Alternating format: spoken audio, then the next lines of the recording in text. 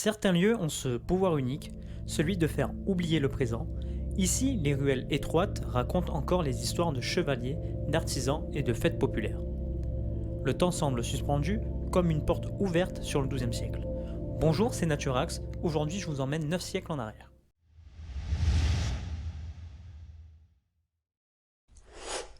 Aujourd'hui, je me dirige vers un petit village au nom de Colmar-les-Alpes, à ne pas confondre avec Colmar dans le Grand Est de la France.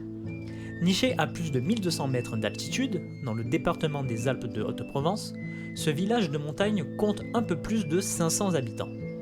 C'est un lieu chargé d'histoire, où chaque ruelle semble raconter une époque révolue.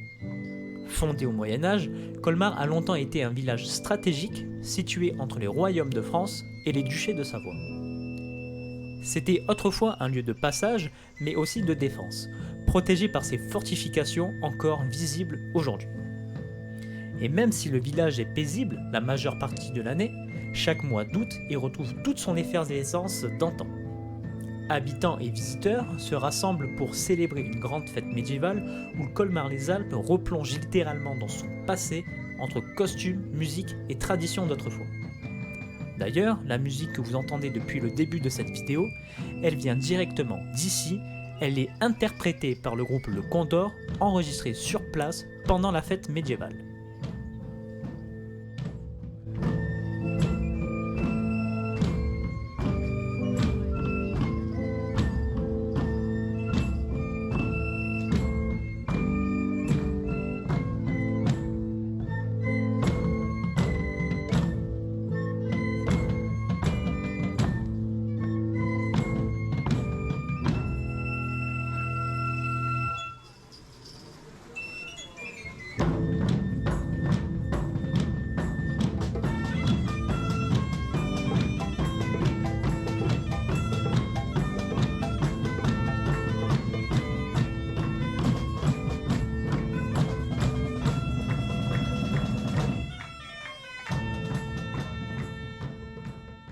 Petite pause caméra, le temps de vous expliquer pourquoi j'ai choisi Colmar-les-Alpes. Ce que j'ai aimé par-dessus tout, ce sont les spectacles des musiciens. Ils arrivent à vous faire voyager grâce à leur talent, rien qu'en les regardant et en les écoutant, ils arrivent à vous faire voyager jusqu'au Moyen-Âge. Et puis ici, tout le monde joue le jeu. Les habitants, les artisans, ici tout le monde s'habille et se comporte à peu près comme au Moyen-Âge.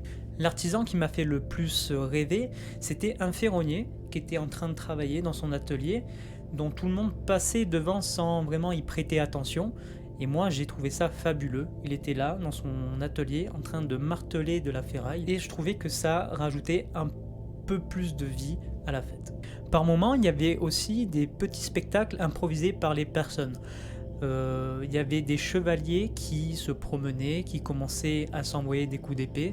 Les marchands qui criaient dans les rues pour pouvoir vendre leurs marchandises, des personnes habillées en docteurs de peste qui, eux, traînaient dans les rues et qui commençaient à installer une ambiance assez pesante. Que j'ai vraiment aimé filmer cette journée, même s'il faisait très très chaud, il y avait tellement de choses à découvrir que je n'ai même pas vu le temps passer. Je remercie aussi les participants de la fête de m'avoir autorisé à les filmer, ça m'a permis de faire des rushs assez sympas pour cette vidéo. En parlant de rush, je vais faire une petite parenthèse. J'ai capturé une petite interview de 2 minutes 30 avec un monsieur qui était incroyable et c'était super intéressant, mais je n'ai pas pu la mettre dans la vidéo car je ne trouvais pas sa place et je trouvais que ça cassait un petit peu la lancée de la vidéo et de ce que je proposais. Le son aussi n'était pas top et je trouvais que le fond du décor n'était pas top aussi. Mais si vous voulez voir la vidéo, vous cliquez dans le lien dans la description, la vidéo est en privé. Et pour terminer la vidéo, je vais vous laisser 3 minutes avec la visite du village et une petite musique créée aussi par Le Condor qui, j'espère, vous fera voyager. C'était Naturax et je vous dis à plus et à la prochaine pour de nouvelles aventures.